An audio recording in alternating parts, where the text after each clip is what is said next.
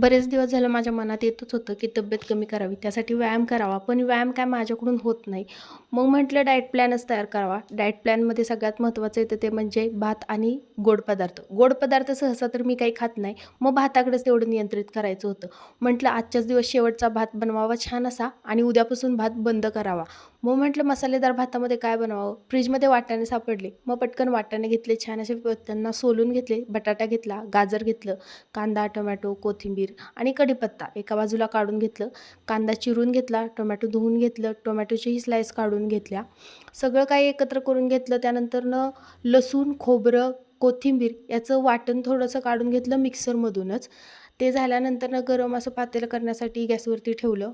पातेलं बऱ्यापैकी गरम झालं की त्यामध्ये 3 ते 4 चमचे तेल टाकलं. त्याच्या आधीच मी तांदूळ भिजवून ठेवलेले होते, धुवून असे स्वच्छ. रेशनिंगचेच तांदूळ वापरलेले आहेत. कोणते असे हायफाय वगैरे तांदूळ मी यूज करत नाही. रोजच्या जेवणासाठी रेशनिंगचे तांदूळ इझी पडतात. त्यानंतर कांदा टाकून घेतला. कांदा छान तडतडला, शिजायला लागला की त्यामध्ये कढीपत्ता टाकला.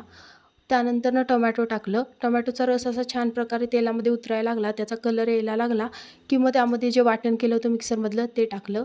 त्यानंतर त्यामध्ये मीठ चवीनुसार टाकून घेतलं. हळद टाकली. गरम मसाला घरामध्ये होताच, मग तोही थोडासा टाकून घेतला. लाल तिखट टाकलं, घरामध्ये घरगुती असं बनवलेलं होतं ते. तिखट जेवढं होईल आवडेल तेवढ्याप्रमाणेच टाकण्यात आलं.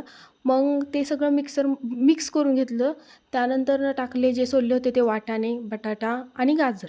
सगळे एकत्र केल्यानंतर बाजूला धुवून ठेवलेले जे काही तांदूळ होते ते त्यामध्ये टाकले आणि सगळं एकत्र करून घेतलं. मस्त असा वास आधीच सुटला होता आणि भात बंद होईल असं मला तर वाटत नाही, पण आज मी प्रयत्न करून बघितला की आजचा भात हा शेवटचा मसाले भात खाऊन बघेन. गरम केलेलं पाणी त्यामध्ये ओतून घेतलं. मग कोथिंबीर टाकली. मधून अधून चेक केला. भात असा छान शिजत आला होता. त्यानंतर ताटामध्ये काढला आणि रायत्याबरोबर खाऊन घेतला.